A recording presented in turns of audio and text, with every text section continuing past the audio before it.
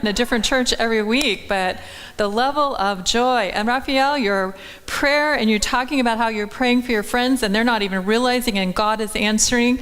I take care of all the prayer requests that come into the conference office from our website. And we had one that a lady asked us to pray for a friend for her job, and it just looked like everything was closing. And she sent that and began praying with her on it. And I got an email just this week saying that her friend was so surprised that everything had closed, and then we started praying, and just like that, she got a call to interview and got the job. And so God had just really worked. So believe in the power of prayer. So greetings from the Pennsylvania Conference. It's good to be back here. I really enjoy coming to the Bucks County Church. Thank you so much for being willing to get up so early tomorrow and come up to the mission trip with us. When I saw in your bulletin that you're meeting to carpool at 5:30, it was just like, wow, that's impressive. We knew that people were going to be getting up early to come, and we are ready. My husband's truck is full of water and granola bars to help tide people between breakfast and lunch. I went and got those yesterday. They didn't fit in my car, so they're in the back of his truck, which I'll drive tomorrow. And we have a lot of carpentry, a lot of painting, a lot of landscaping, a lot of weeding, and some cleaning. And I'm not even sure what else is on, though. We're going to be setting up the gym for graduation, which is next weekend. We're really excited. Our school year is coming to an end, and God has just been working in powerful ways. I've been working on camp meeting. How many of you are planning on getting up to camp meeting at least at some point? We're going to have a tremendous camp meeting. You know that we booked out every dorm room before the end of April. And I don't remember the last time we've done that. I've been around the conference now. I've worked for the conference for 29 years, and we are packed. We're going to keep on putting up tents for as long as people keep registering, so we're excited about that. We have Elder Ted Wilson, our first Sabbath. I've met Elder Wilson just in passing. I was taking a picture of him and Gary. He seems like a really super nice person. Excited to have him with us. We have Dwayne Esmond from the White Estate on Sunday. He wrote the materials Back to the Altar, which we used in January for our 10 days of prayer. Really appreciating that. We've kind of picked that up as our theme for the conference right now. Back to the Altar. It's our camp meeting theme, inviting people to come back to worshiping God individually and corporately. We have Dr. Eric Walsh. He has become a camp meeting staple, so he'll be doing early morning worship, a seminar, and Monday, Tuesday evening worship.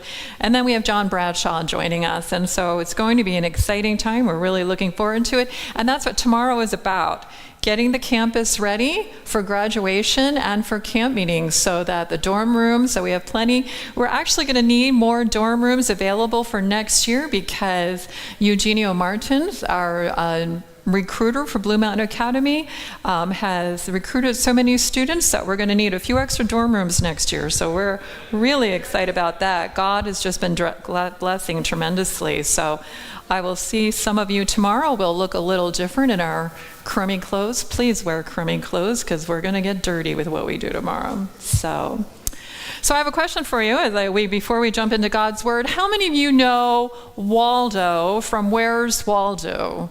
Anybody know the Where's Waldo thing? You kind of look for Waldo. I just, before I got up here, I thought I want to take one more look at what Waldo looks like, because it's been a little bit since I've seen him. He's kind of a tall, lanky character. He's got a red and white striped shirt.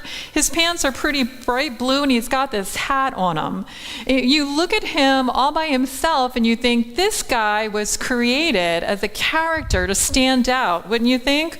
All those bright colors and kind of lanky and tall, and that hat and that goofy grin that he has. He was created to stand out.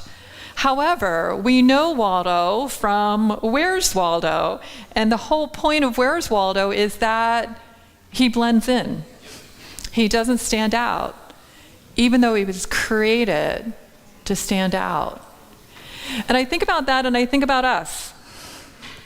Every one of us was created intentionally by a God who loves us more than anyone ever will or ever has. He created every one of us uniquely. I believe that we weren't an accident. We weren't just our parents getting together. I believe that God, the Father, the Spirit, and the Son was super intentional about designing and creating every one of us. Psalms 139 says that before we were born, God saw us. He knew the days. He'd written our story, knit us together in our mother's womb. I think that knitting together was taking a little bit of your dad. How many of you can see a little bit of your dad in you? I know I can. I inherited my dad's hardworking, and I inherited his love for people. My dad just loved people. How many of you see a little bit of your mom in you? Yep, I got my mom's OCD. Everything has to be just so and in its place. I have been known to straighten other people's pillows and pictures when they weren't just so. Embarrasses my kids to death. How many of you recognize that you have a little bit of maybe your grandparents in you? Yeah? I have my granny's freckles and a little bit of her orneriness, and I hope a lot of her resilience. And how many of you have a little part, you can see things in yourself that doesn't fit any family members that you know? You're just like, okay, I don't know where that came from. Sometimes I think that God just goes, well, let's pull from this family member that nobody remembers, and it'll baffle everybody. But I think that when God is designing us, pulling a little from our dads and our moms and our grandparents and who knows what other relatives that we have, I think that there is a moment that is holy and sacred where God, the Father, Son, and the Spirit stop. And it gets serious. And they say, what part of us are we going to give them? How is she going to reflect us? What characteristics of us is he going to have? Because we're told that every one of us is created in the image of God. We were created, chosen, set apart to stand out, not blend in. And just like Waldo, looks like that he was created to stand out, and yet blends in. And I wonder, how many of us play Where Waldo with our own lives? Where's Tami? Where's Vernon? Where's Gloria? Where's Raphael? How many times do we blend in with the world around us instead of standing out? I'm not talking about just the obvious. How many times do we not share Jesus when we could, or share our faith, or speak up for God when we could? But how many times have you sat in a small group discussion, whether it's in church or school or work, and you had an idea, something you wanted to share, and you didn't because you weren't sure it was a good idea? You weren't sure what other people would think. And then how many times has somebody else shared it and everybody thought it was a great idea, right? I mean, that happened to me often. How many times do we have gifts and talents and passions that we want to use, but we hesitate for fear that we don't have enough, or we're not offering enough, or of what other people will think? You know, maybe we have a gift that hasn't traditionally been a gift that the church has used, and we think, I don't know if I can volunteer to do this. Or how many times do we hide who we really are and blend in like Waldo instead of standing out? Today I want to share a powerful scripture story with you about a person who was created, chosen, set apart to stand out, but lived most of her life blending in until she was challenged to stand out, to step up, to come out of hiding. And when she did, well, we remember her story all the way to today. And it impacted her people, it saved lives, it made a difference, and she is still celebrated today. Her name is Esther, and there's a book of the Bible named after her, and that's where I want you to turn. Esther, chapter 1.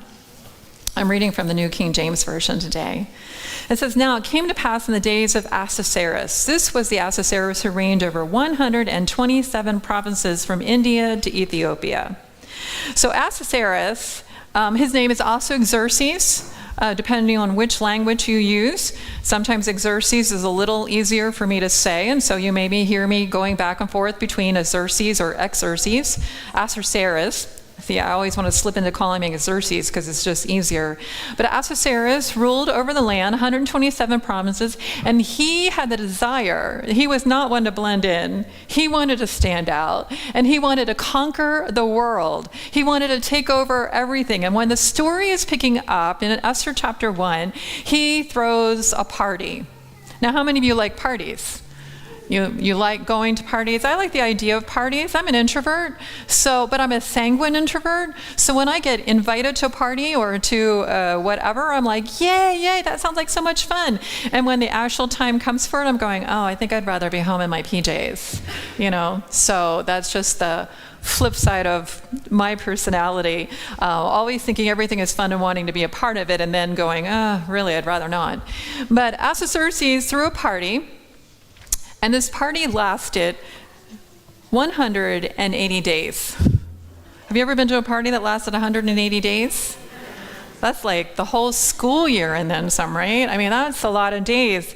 And his party had a purpose. He wanted to show off. He wanted every important person in the world to know that he was powerful and that he deserved to rule the world. And so he invited everybody from all over the place to come and see. And it says that he showed off all of his riches. I was reading in the Jewish Encyclopedia that, his country had taken over Israel and brought everybody captive there. They took the sacred things from the sanctuary. And those were some of the things that he was showing off. He was showing off the beautiful treasures that they had taken from other countries to show their power and their might. He wanted people to know that he was mighty and powerful because he was getting ready to take over or attempt to take over his next country, and that was Greece. And so the party was to show all of that. So for 180 days, he showed off all of his riches, all of his gold, food, drinking, dancing. All the armies would parade, and the might and the horses and the chariots and just everything and anything he had, he was showing off. And when the party was over, he threw another one. This one only lasted a week, and this one wasn't just all the important people. As you read about it, down in verse 5, it says that for 7 days all the people who were present in Shushan the citadel, from great to small, in the court of the garden of the king's palace. And so he invited everybody. It didn't matter if you were important or unimportant, rich, poor, if you served in a high position, a low position, everybody was invited. Now, one of the things that we should say about this, that when it says everybody was invited, we're talking men. Ladies, sorry. We weren't invited, except for maybe ladies who, I'm trying to think of a nice way to put it. Ladies who would show off a little bit more, Yeah, those would have been the only women invited. The women weren't invited, it was just men. And so the queen, Vashti, was having a party of her own for all the women to be at. And so the king throws this party. So it's day 187 of party time in Medo-Persia. And the Bible says in verse 10 that the heart of the king was merry with wine. Merry with wine. What does that mean? He was drunk. Do you make good decisions when you're drunk? No, you don't. And he makes a bad decision. So he's sitting there and he's shown off everything that he has. And he realizes there's one thing that he didn't show off. The queen. He didn't show off her. And she, the Bible says, was beautiful.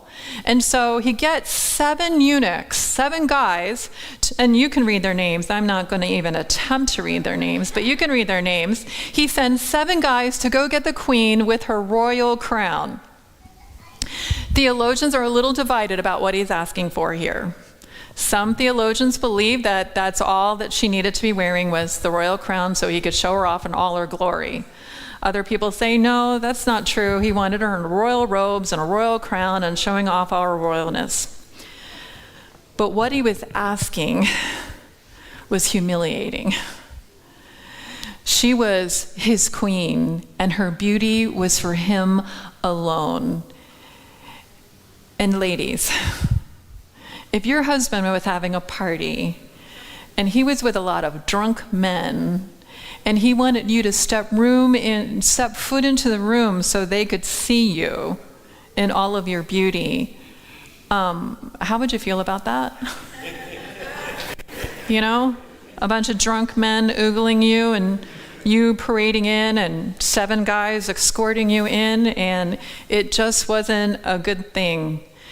There's debate about Vashti and who she was and what she was like, and we're not going to go there.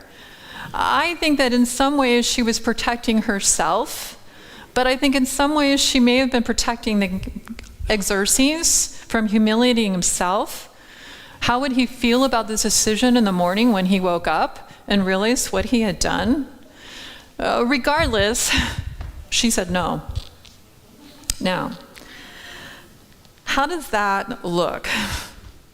He has just spent 187 days showing off how mighty and powerful he is, getting ready to go and to take over Greece, and a woman says no to his command.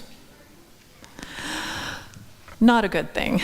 And so the king, in verse 13, it says, the king said to the wise men who understood the times. They got it. They know what was going on. These are their communication directors. For this was the king's manner toward all who knew law and justice. And so he goes to them and he's angry. He's embarrassed. He can't believe that she would say no and just humiliate him in front of all these important people like that. How dare she? And so he goes to his important people and says, what should I do? Now, one of the things that you're going to see about Xerxes as you read through the text of Esther is that he rarely makes a decision on his own. He's always asking somebody else for advice. Now, I really believe that going to other people and asking for advice and getting input when you're making an important decision can be a good thing, but it depends on who you're asking. Are you asking people who have a connection with God and who care about you? Or, like Xerxes, are you asking people who don't care about God at all and only care about themselves? That's who he's asking. Are these people going to give you the best advice for you? Absolutely not. They're going to give you the best advice for them. And so he says, what do I do? And they say, well, you know, all of the women in the entire country are going to know what the queen did, and it doesn't matter if they're women who are married to wealthy men or poor men, all of these women are going to do whatever it says, and they're going to say no to their husbands too.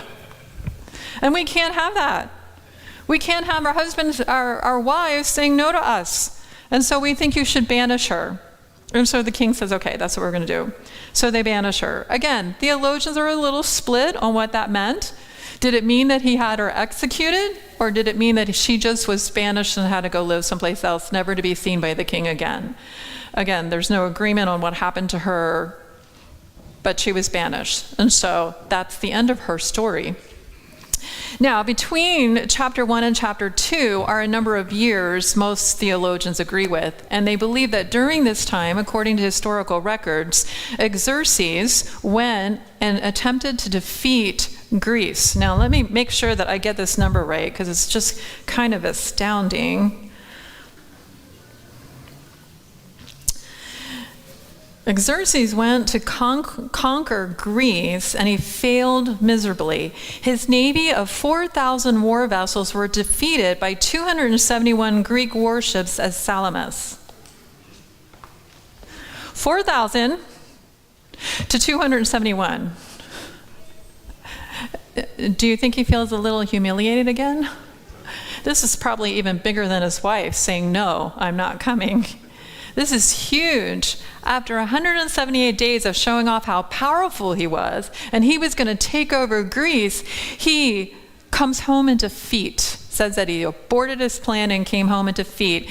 And chapter 2, Verse 1 says, after these things, which is after the thing to Greece, when the wrath of King Xerxes subsided, he remembered Vashti, what she had done and what had been decreed against her. So if it's true that he had just come back from Greece and he comes home and he's feeling defeated, what does he want? Comfort. When you come home at the end of the day and you've had a really bad day, don't you want somebody to listen? Somebody to care? I know I do. You know, I had a couple of days this week at the office that were just frazzling with deadlines, trying to get everything printed in time for camp meeting, get it to the printer, and all the interruptions, and everybody tweaking projects that I thought were finished, and no, we need to tweak them some more. No, I've decided I want this here, that there. Can you change that? No. I've decided that I know I told you to put that there, but I don't like it there anymore. Can you change this? And I'm just like, I just need to get it to the printer, you know? So I come home at the end of the day, and what do I want? I want dinner, I want my sweats, and I want my husband to listen and be sympathetic. Husbands aren't always sympathetic, are they? Sometimes they just want to tell you what you should have done and how to do it differently. That's how God created them, to be fixers, providers, taking care of it, solving the problems. So I try to remember that. Xerxes gets home, and he wants Vashti. He wants her comfort and her care, and he remembers what happened. Well, there's a little story about Xerxes that I read in history about his temper, how he gets angry. And in the story that I read, he had some engineers design a bridge and that would go over water. I don't remember if it was a river or what it was, the bay or something. And they designed it, and a storm came and knocked the bridge down, just took it out. And Xerxes was so angry that this bridge that was built in his name, you know, for his legacy, could be taken out by a storm, that he had the engineers that designed it killed, thinking it was their fault. When you take that story and you think about this one, what are those advisors who said to get rid of Vashti thinking? That maybe that once he realizes it was them, their idea to get rid of Vashti, and now he wants Vashti back, that they may go, uh-oh, he's going to try to kill us next, you know, because he's going to be so upset. So they come up with a plan. Xerxes, we know what happened with Vashti. We know that you're lonely. We know that you want a wife. We've got this idea. Let's bring all of the beautiful virgins from all over the country. We'll give them a lot of beauty treatments, and then you can choose a new queen from one among them. They'll come in, they'll spend a night with you, and in the morning they'll go to the palace where basically the rejected women go.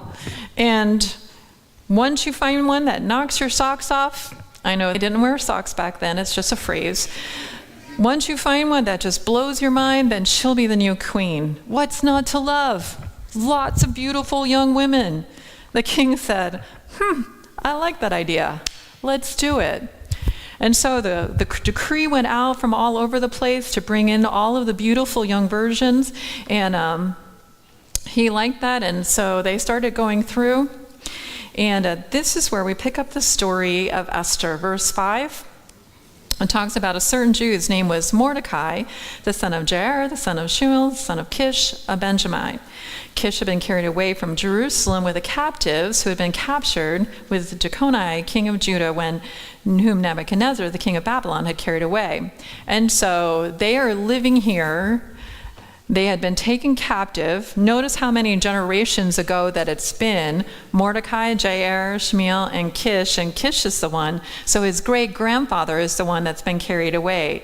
Now, one of the things that you should know is that the Jews were set free by this time. By this time in history, they've been set free. They could go back.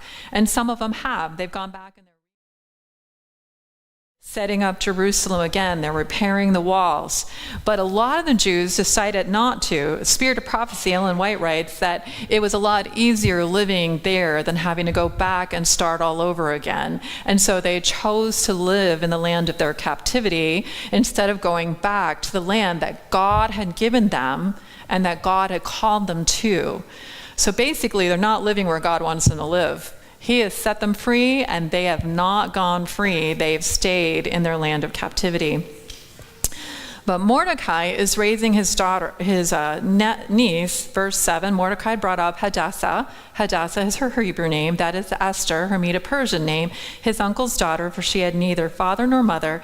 The young woman was lovely and beautiful. In the original language, that word beautiful means on the inside and not physically. So she was lovely and beautiful inside and out. And when her father and mother died, Mordecai took her. And so that it says, if you jump down to verse 8, that Esther also was taken to the king's palace into the care of Haggai, the custodian of the women. That word taken means that whether she liked it or not. Now, I'm imagining that there might have been some young women that thought they had it all. You know, hey, I'm beautiful, I'm smart, I am going to be the one the king chose. But I think that there were a lot of them that would have been more like me, thinking, this is the end of my life. Well, think about it. They would spend a year, why a year in beauty treatments? To make sure they weren't already pregnant. So that if they got pregnant the night they spent with the king, they would know that it was the king's child.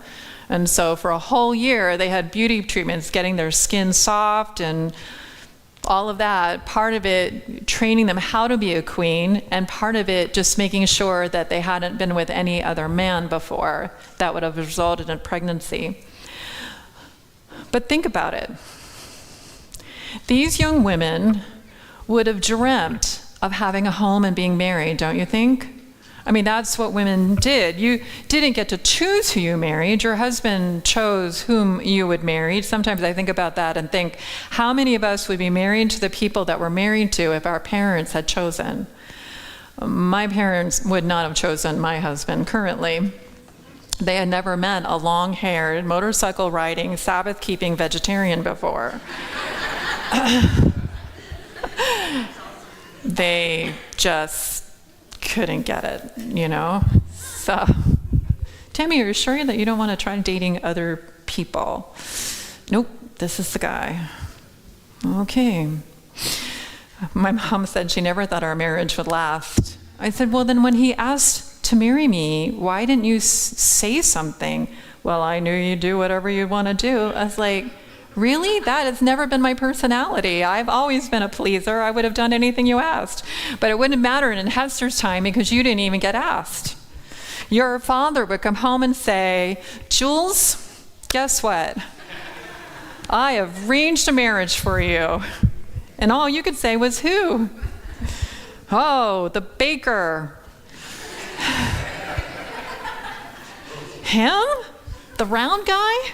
Dad. Oh, but he had a good dowry, and that's what's important. You know, you didn't get to choose who you married. Your dad made the decision for you. He arranged it and came home and told you.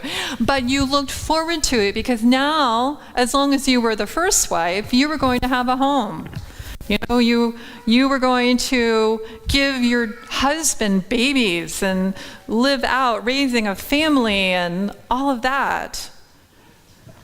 But not for these women. Only one would be chosen queen. What happened to all the others? After their night with the king, they went to a palace just for them. Can you imagine what that was like?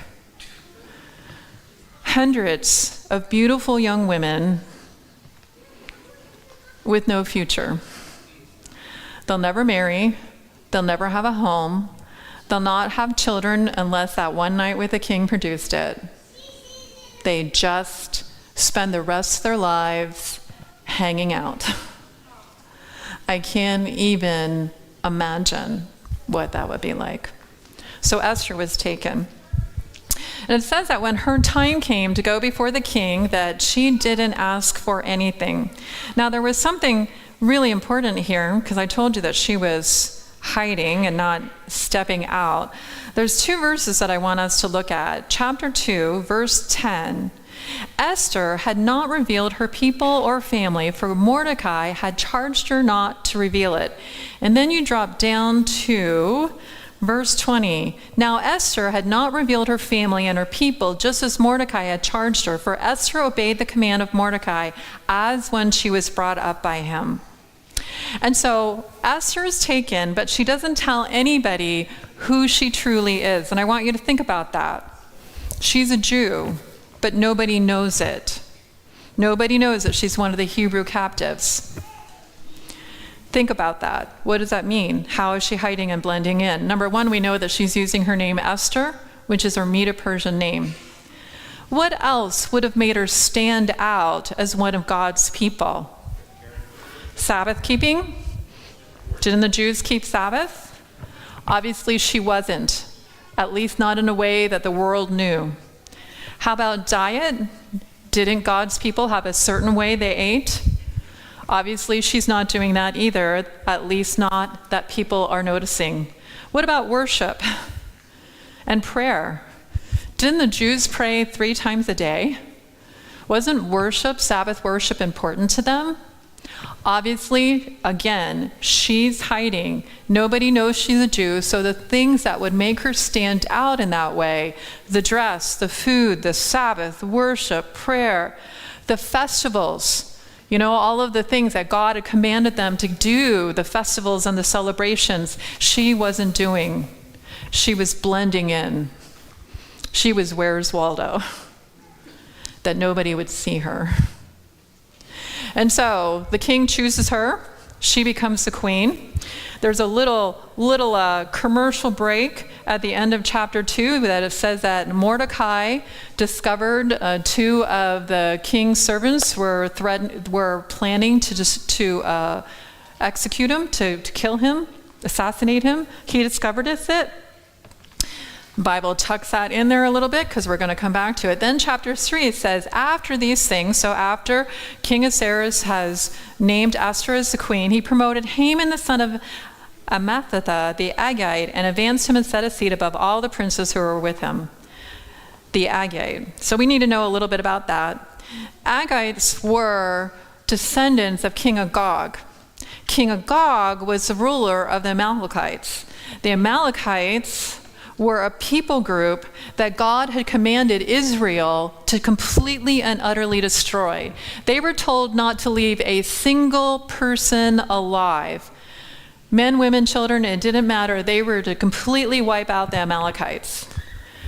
And they did. Well, almost. They didn't kill the king. He escaped and nobody went after him.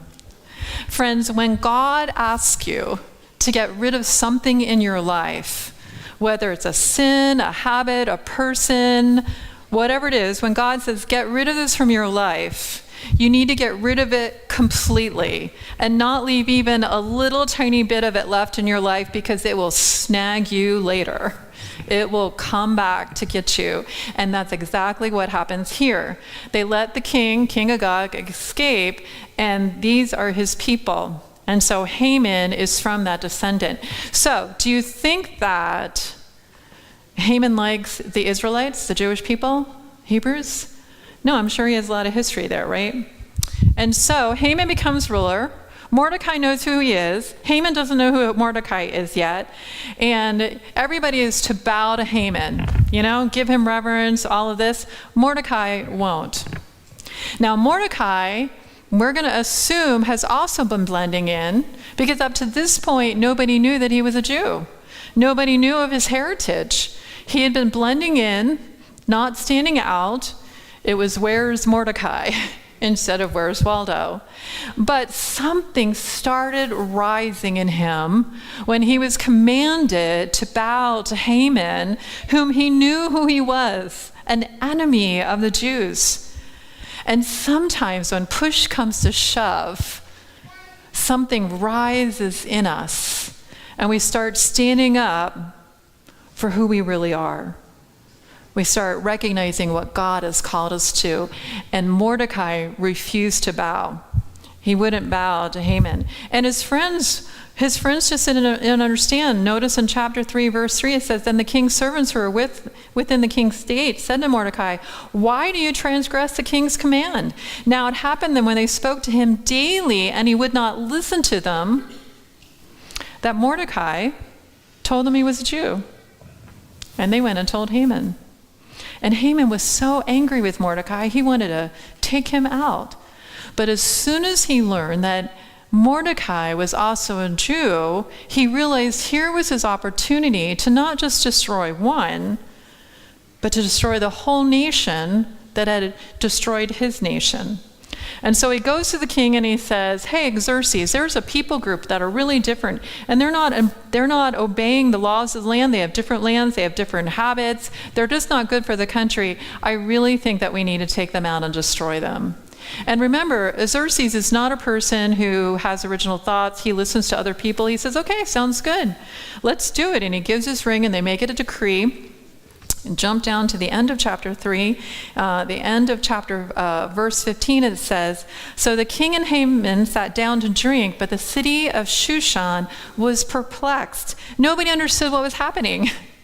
The king and Haman are celebrating that they're going to destroy this people, but the people in Shushan are going, why are we doing this? These Jews haven't caused any problems. We just don't understand.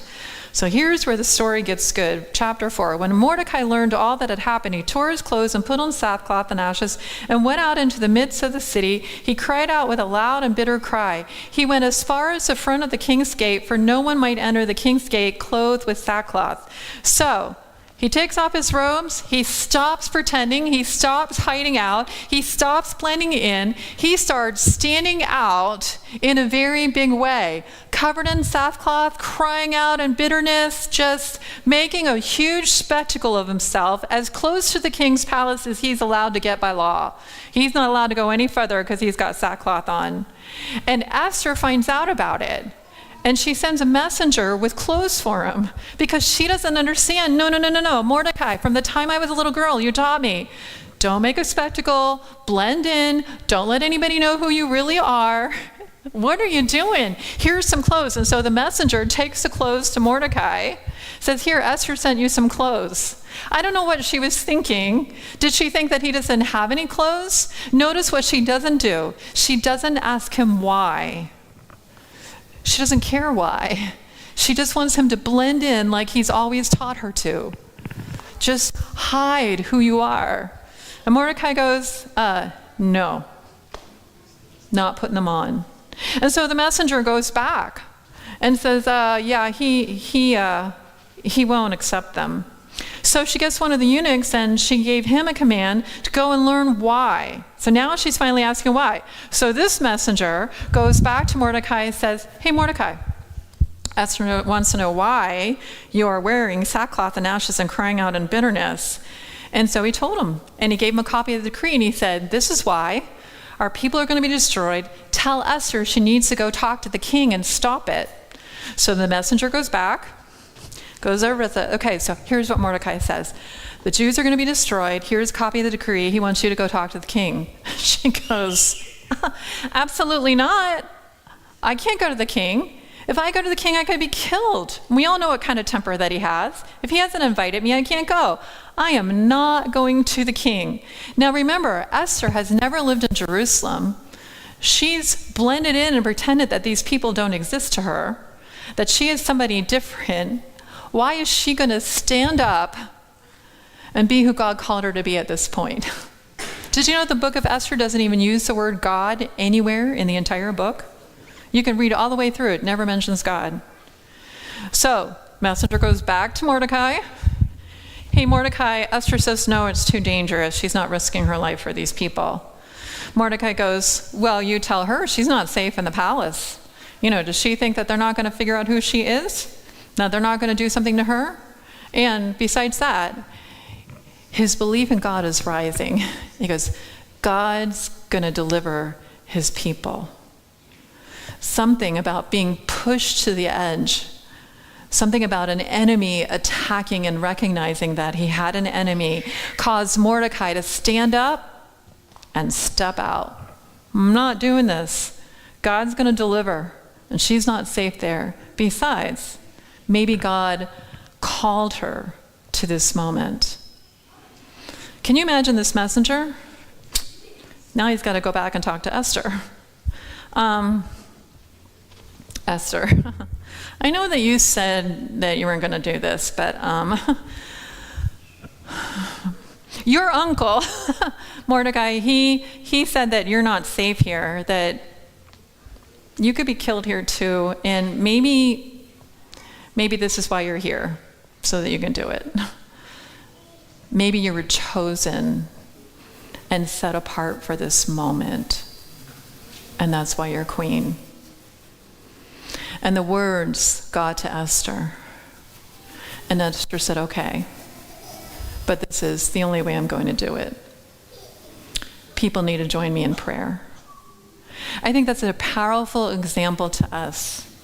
When we are done hiding and blending in and ready to step up and step out and play the role that God chose us to play, having people praying with us, having people praying for us, for courage, for wisdom, for protection. Because whatever God has created you to do to change this world, you don't have Haman, but you have an enemy out to steal, kill, destroy, and devour, and take you out. And we need to be praying for one another. I love that you have families that you've chosen, that I am guessing every week you're praying for different families in your church. We need to be praying for one another. And so Esther says, gather the people and pray and fast. We'll pray and fast here, and in 3 days, I'll go before the king. And so that's what they do. The Jews all across Shushan get the message to pray. Esther and her women there, they pray. And then Esther summons her courage.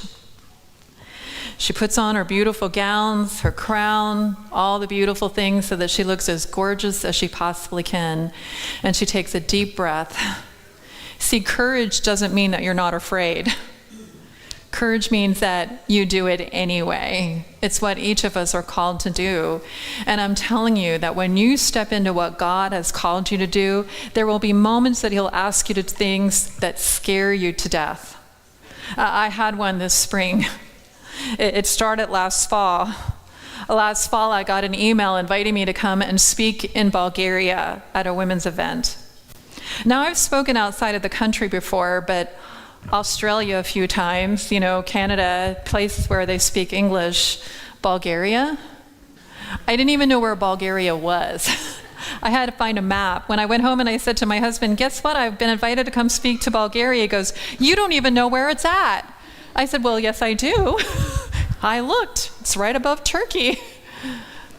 I don't know anything else about it. And so as a conference employee, I'm allowed to speak outside of our conference 3 times a year. And people have to send a request to our administration and they vote on it. And I'm allowed to go out of conference 3 times a year because the rest of the time I'm supposed to be speaking to all of you. And so I already had my 3 for this year. So I told Gary, hey, you're going to get a service request for me to come to Bulgaria. So sorry, but you're going to have to say no to it because I already have 3 requests for this year. He goes, oh, well, you need to go to Bulgaria. Those people are amazing. He had done evangelism there shortly after communism had fallen. He had been one of the first evangelism there. He loves the people. He said, you need to go. They don't get speakers like you. You need to go. I said, well, I already have 3. That would be 4. And I'm not very brave. He was like, you're not brave? I didn't know that about you. No. I'm not a very brave person. It scares me to death, the thing to go to Bulgaria. He goes, well, just cancel one of your other speaking appointments. I said, no, I already told them yes. I can't go to them and say, oh, sorry, you're not as exciting as Bulgaria. I can't do that. So you just say no to Bulgaria. Well, they said yes to Bulgaria and gave me 4 this year. I'm telling you, until I got on the airplane, I kept looking for ways to get out of it. Can I not go, Lord? Can I get sick?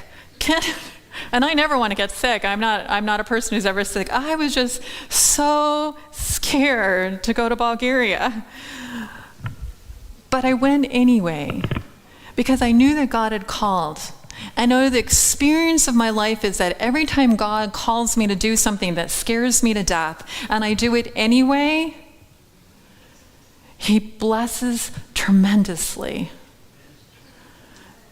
And so I went, and it was amazing. I didn't always understand everything that was said Okay, I never understood anything that was said. I didn't understand the music. I tried lots of new food, but I understood what the Holy Spirit was doing. And it was amazing to watch people, despite me being translated and the delay in each language, watching the people that committed their lives to Jesus that weekend. It was mind-blowing, phenomenal. I came home and found a message in my inbox inviting me to the Dominican Republic. I was like, Lord, could we just kind of like stay in the United States here? Not so sure I want to be traveling around the world, but courage is doing it anyway, and that's what Esther does. And so she takes a deep breath like I did when I boarded the plane, and she entered the hallway. And I can imagine Xerxes is sitting on his throne doing whatever they do when he hears the rustle in the hallway. And I can imagine that he's about to say, "Who dare interrupt?" when all of a sudden the doors open and there is Esther in all of her beauty. And he probably thinks to himself, what an idiot I am. Why haven't I called for her in the last month? I should have hung out with her before. He holds out the scepter, invites her to come in, says, "Esther, what can I give you? Up to half the kingdom." She said, "Well, I've made dinner, and I wondered if you would come." He said, "I'm done working right now. We're ready to go." She said, "Oh, could you bring Haman with you too?" "Get Haman. We're going now." And that afternoon, Haman and the king came to Esther's palace and had dinner. And at some point, as they're lounging around, because remember, they're not sitting at tables, they're on low sofas and low tables, at some point, servants serving and everything. At some point, the king says, "Esther, what do you want?" Because he knew that it wasn't about dinner, right? I mean, you guys, when you come home and we've made your favorite foods, you know that we're going to ask you something, right? You know, we have something. We get that look in her eye, and you kind of know, yeah, she wants something. So he says, "Esther, what do you want?" "Anything up to half the kingdom." I don't know if her courage failed her or she was just being strategic. Well, we'll never know until we meet her in heaven and ask. But instead of asking for her people then, she said, "Could we do this again tomorrow? Could you guys come for dinner tomorrow?" And the king's like, "Absolutely." And so they left. And the king goes back to his, palace, and Haman goes home, and he tells his family and he tells his wife, "Things are looking good. I just got invited to a meal with the queen. I am so in. That Mordecai thing, I'm going to destroy him. And I'm in. I'm going back to the queen's palace again tomorrow with the king." And his wife tells him, "You know what you should do? You should build a gallows to kill Mordecai on. Because, God's just going to," well, no, she wouldn't have said God. "You're going to do this. This is going to be amazing. Build a gallows." And so they tell you in the Bible how tall the gallows are. And I never thought about it. Why, how tall that is. I never looked it up because it's cubits or something. But I read this morning when I was researching some more, I read that he would have been living in the flat part, and the palace was up on a little bit of a hill. He built the gallows high enough that it would have stood up so that when he was up there dining with the king, he could look down and see the gallows with Mordecai on it rising above the city, so he would be able to see what he had done. Just evil. So I don't know if there was something in the food that night, but it seems like nobody could sleep.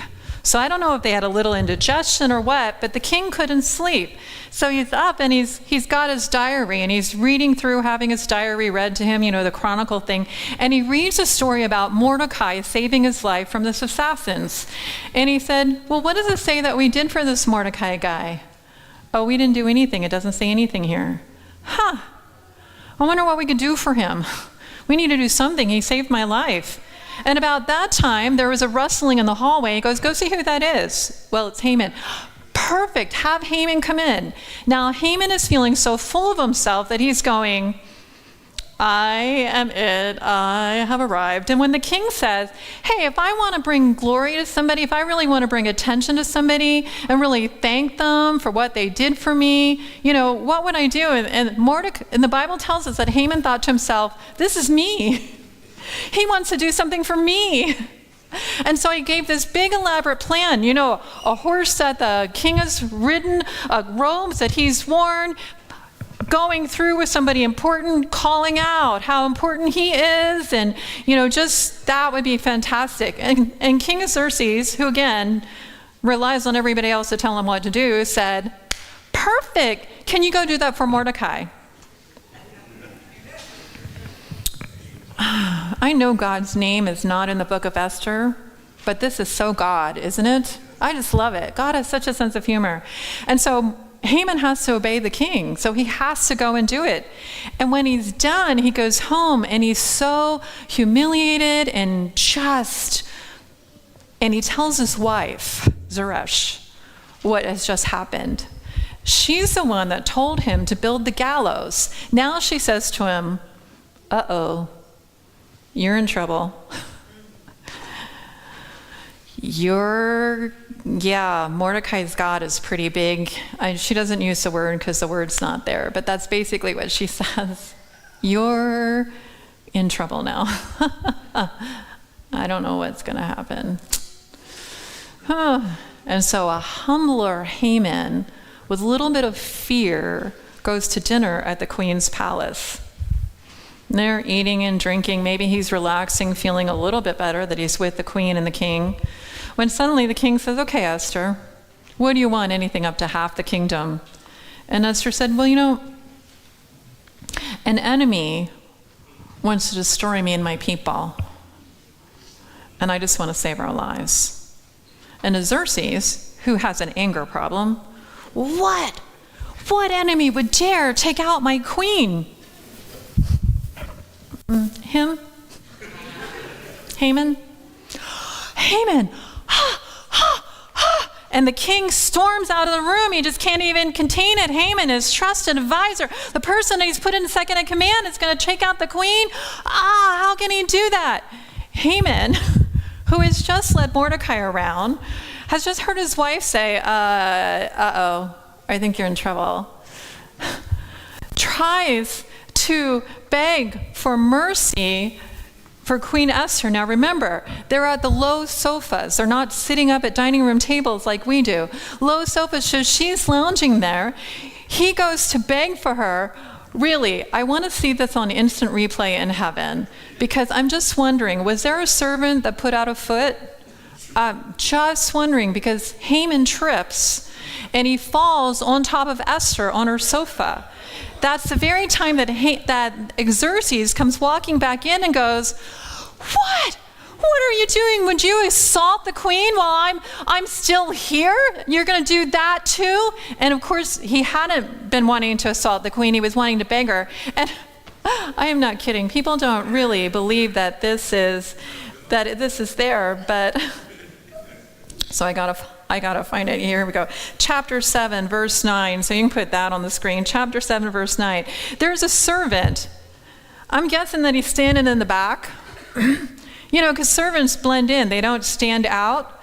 But a lot of people in the story had been blending in, and now they're standing out. They're stepping up. They're doing what God has called them to do. The king's going, what am I going to do? What am I going to do? One of the servants comes. Excuse me? Haman built these gallows to kill Mordecai. The guy that saved your life. He built gallows to kill Mordecai. Maybe you want to kill him on those gallows, just saying. And then steps right back. I know that's not how the Bible has portrayed it, but don't you think that that's how it happened? Servants, they didn't get to just speak up or anything. They weren't supposed to be, they were in the room serving, but not supposed to be seen. And so, of course, Xerxes goes, absolutely, that's what we need to do. And so Haman and all 10 of his sons are killed. The Jews defend themselves. And today, the Jewish people still celebrate what Esther did. Where's Waldo? Where's Esther? She'd been blending in, not revealing to anybody who she really was. And as soon as she stepped out and said, "This is who I am," God used her powerfully to save her people. And we saw that with Mordecai too. As soon as he stopped hiding and said, "No, I'm not letting this enemy destroy my people. I'm stepping up for God," it changed the world, changed their lives. And God longs to do the same thing with each of us. See, I told you in the beginning, each of you were designed specifically by God, created intentionally with your personality, your passions, your gifts, your talents. And while you may think that other people have better gifts or talents, that's what God wanted for them. He gave you the gifts and talents that he needs for you in such a time as this. He's given you people that only your story will impact. Often it's our story of the greatest pain in our lives that enable us, empower us, equip us to speak into other people's pain. My story is just a girl that wanted somebody to love her, and I discovered a God who did. And now I travel the world, literally, sharing with people about this God who loves them and calls them to something more. And that's what he's calling us to stop playing games, to stop blending in, but to step into the chosen that he's called us to. He has a plan. He's given you gifts and talents. The Bible tells us it's to make a difference in the church and in sharing the gospel. God didn't create you to blend in. He didn't create you for people to say, "Where's Tami?" He's created us so that people will say, "There's God." I love what it says about the disciples in Acts. That the people recognized that they were untrained, uneducated fishermen. But they had been with Jesus. And they turned the world upside down. I don't know about you, but I want to live my life with impact. I want to make a difference in this world. I don't want to just hang out and hide out. And so I will step into things that are bigger than I am, things that scare me to death, because God is called. And if he's called, he'll enable. And if he enables, then he's going to do something powerful. Let's pray. Father God, I want to thank you. Thank you that you create each one of us intentionally. I pray that that truth would sift into hearts today. I know it's so easy for us to not believe that, to think that we're nothing special, that we're not enough, that we're too much, that we don't have what it takes. But those are all lies of the enemy. Because in you, we are enough, because you are enough. I pray, Lord, that you would give us the courage to believe that. I pray that you would help us to stop hiding and playing games, but to step up and be the person you created to be, to speak up, to use our gifts and talents, to share you, to be courageous and confident in who you created us to be, to believe that you are who you said that you are, and that you will do what you said that you will do, and that we will impact other people. We may not change the entire nation like Esther did, but we will change the people's lives who you bring into ours. So I pray, Lord, help us to believe that we are chosen and set apart for something powerful, and not be afraid, but to live